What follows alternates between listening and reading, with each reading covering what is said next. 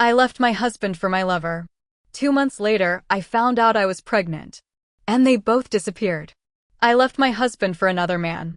And yes, I know how that sounds. Harsh. Selfish. Reckless. But you don't know what I went through. My name is Claire, and for 3 years, I was married to Daniel. We were the perfect couple on paper. He was stable, reliable, kind in public, but cold as ice at home. No passion, no connection. Just routine. And then came Leo. He was wild. Free. Dangerous, in the way that made you forget who you are and what you're risking. We met at a friend's party. One drink turned into two. A look turned into a kiss. And before I knew it, I was lying to my husband, sneaking around, texting Leo under the covers. I told myself it was just a fling. But it wasn't. Leo made me feel alive, and I thought, maybe this is what love is supposed to feel like. So, I made the hardest decision of my life. I left Daniel. I packed my things, told him it was over, and moved in with Leo the same week. He welcomed me with open arms, grinned like he won.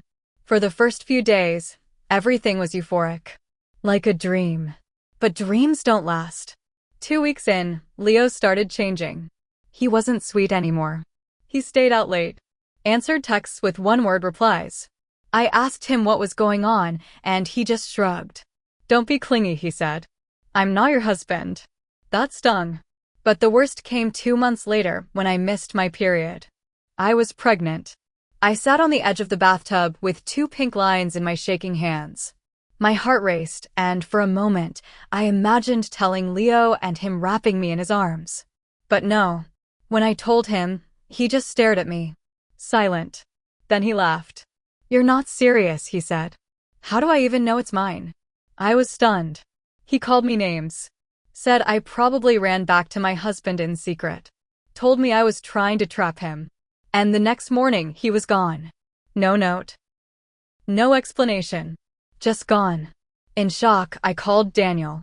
I didn't know who else to turn to. He picked up after 2 rings, silent on the other end. I told him everything. I sobbed, I begged for help, for just a moment of kindness. He said one sentence, "You made your choice." Then hung up. I was alone. Truly alone. Pregnant. Jobless. Heartbroken. I moved into a tiny studio apartment, started working double shifts at a diner, saved every cent. I promised myself I'd raise my baby with or without a man. And I did. 9 months later, I held my son Liam in my arms. He had my eyes and a smile that somehow made everything worth it. I never heard from Leo again.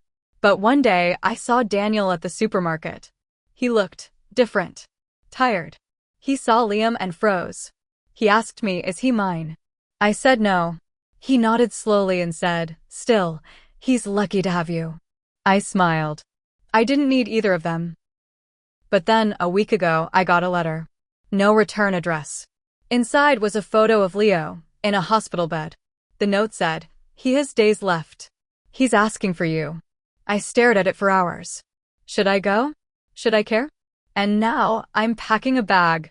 Not for Leo. But for Liam. Because one day, he'll ask who his father was. And I want to know what kind of man abandoned us and whether I can forgive him before it's too late.